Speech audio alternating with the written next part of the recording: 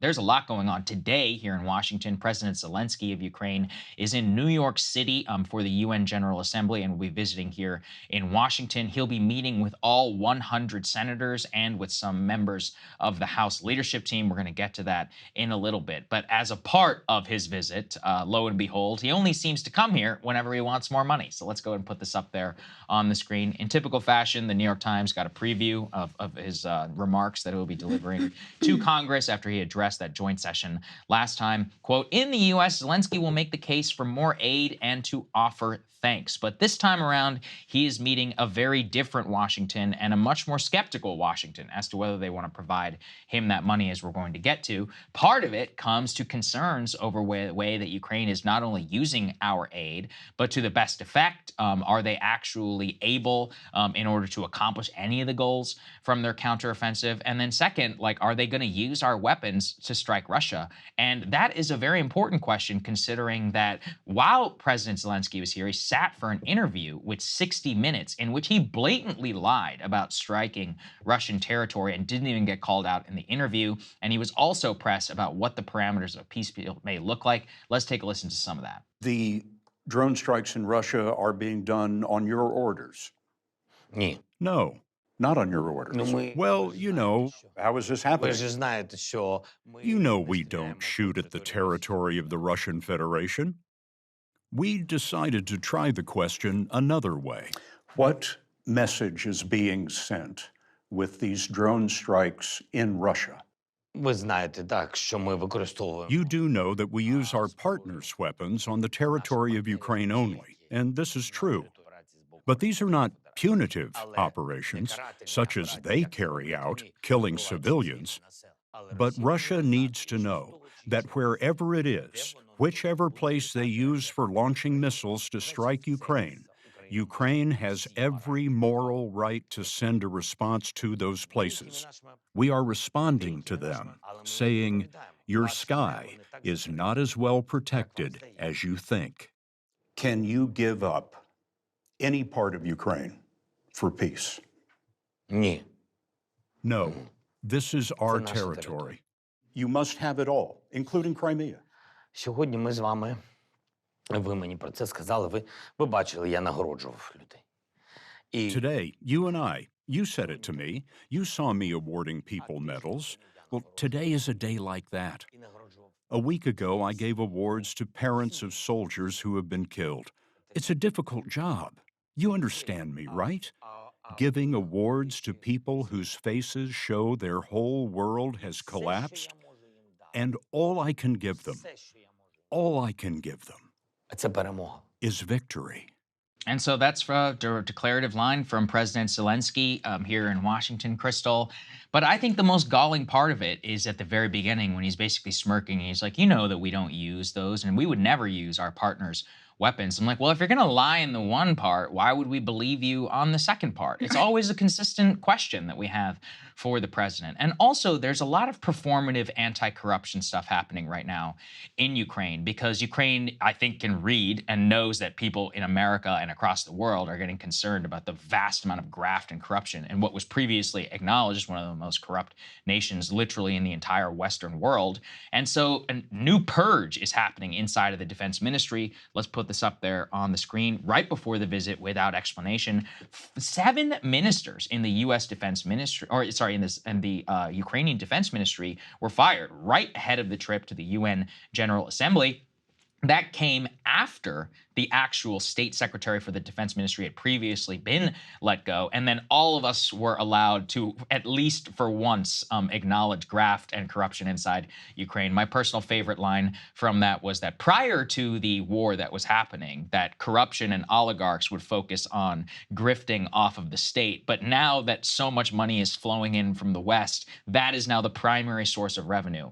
The number is probably in the untold billions. billions, if not tens of billions, that have been siphoned off from Western aid. Of course, no curiosity here in Washington about that. But he's trying to make a show of this, Krystal, while actively asking for $25 billion more before the Congress. But this time around, as I said, the political dynamics are very different. And listen, Zelensky is not a stupid person. Yeah, he can read the smart. polls here. He can see the public support ebbing away from providing additional support to Ukraine. He can see the political tea leaves as well, that certainly, especially within the Republican caucus, there's increasing skepticism towards the direction of just sort of sending endless aid.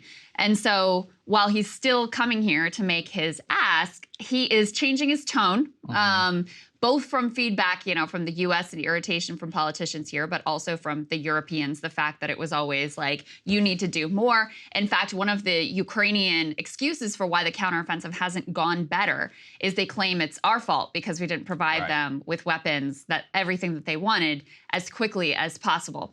So he's changed his tone. He's, trying to lead with, thank you, we're so grateful, but also here's our needs going forward. And I think also another thing that he's reading here is, even though it's kind of extraordinary that he's caught in a lie directly when this question gets asked about, like, hey, these strikes are happening under your orders. And he's like, no, we don't do that. And then 1 minute later, he's admitting that they do strikes in Russia. But it's only, to show them that their skies are not as well protected as they think. And it's definitely not with any of our partners' weaponry. So he's immediately caught in this lie. But even the fact that that question was even asked is a shift in terms of the media's tone. There's at least like one iota of skepticism. And so, the display of, I'm going to fire all these deputy defense ministers, I'm going to change my tone as I come here, I think it's all a sign that he realizes the political landscape has really significantly shifted. Absolutely. And another way that it has shifted, in my opinion, is that the Biden administration is actually trying to manage giving Ukraine everything that it wants without also getting the headlines while he's here. So let's put this up there on the screen. This was surreptitiously leaked that the U.S. is planning not to announce the long-range missiles decision during the Zelensky visit, even though the decision has basically been made. As again, these are the Army tactical missile systems, surface-to-surface guided missile systems with a range of 190 miles that the Biden administration reportedly has said that they are willing to provide to Ukraine. And the reason why we have not been doing that up until this point is for the exact reason that Zelensky himself is lying about not striking Russian territory. We're afraid that they're going to do it, and they're going to escalate the war even further by striking very strategic Russian assets directly with provided U.S. long-range missile systems, with the Russians too have been warning about. The most important thing to remember all of this is, why should we trust you? Why should we trust that you're not going to be using this? And also, why should we trust that this is going to make some critical difference, Krystal, in the counteroffensive? If you look at any map of reclaimed Ukrainian territory, if you zoom out for the entire country, it is effectively negligible. You can't see anything.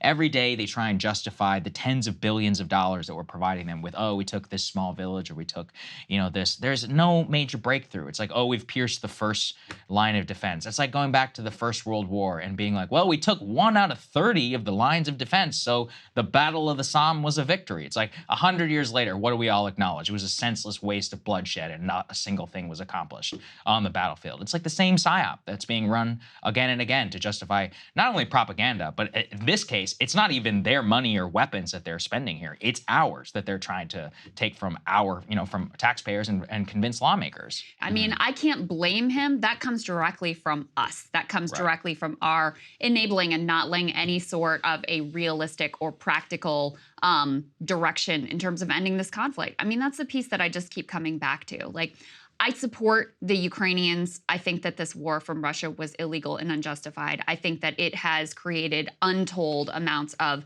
suffering, death, etc. But what is the end game? How do we get from here to there? Especially when so much, I know now they're sort of downplaying it, but so much was really pinned on this counteroffensive. If we just do these packages now and we support them here, they'll be able to strengthen their position, and then maybe they can come to the negotiating table. Well, that didn't happen. So what now? What is the next plan? I think we've gotten a preview of that with, there was that op-ed in the Financial Times of a general saying basically, well, they can't win now, maybe in 2025. Yes. they're really laying the groundwork for a sort of endless status quo of continuing to send this aid with no real end in sight. I think for Biden politically, he's just hoping that kind of the status quo maintains and this remains a back burner issue in terms of the perception of the American public through Election Day. We'll see if that happens or not. But they really owe, at this point, given the failure of the counteroffensive, they really owe the American people an explanation of how this is all going to come to a close. And I would point back to, our interview with Ro Khanna. I said, look, you're going to vote for $25 billion. I said, 9 months from now, when we have the same situation, you and I are going to be sitting here, and what are you going to say to me? And he's like, well, we can't be providing endless war. And I said, okay, well, then what should it look like? And he's like, well, Russia needs to pull out. And I'm like, well, they're not going to do that. Why do you think they're going to do that 9 months from now after fighting? And he's like, well, when they need to pull out. I'm like, well, it's like we're in a tautology here. It's like it's like an endless circle of reasoning. And as you said, look, I don't take any glee in this. I think it's horrible what's happened to Ukraine. I feel terrible for them. But that, again, does not mean that the entire burden should fall on us and that we should continue to compromise our national security for defense stores and weapons. Even with these missiles I mentioned previously, one of the reasons the Pentagon had ruled it out is they're like, we don't have enough of these. And if we need them in a future conflict, we would compromise our own national security. There's no reason to think that that hasn't changed. We have major production timelines. Hey guys, if you like that video, go to breakingpoints.com, become a premium subscriber, and help us build the best independent media organization on the planet. That's right. We're subscriber funded. We're building something new. We want to replace these failing mainstream media organizations. So again, to subscribe, it's breakingpoints.com.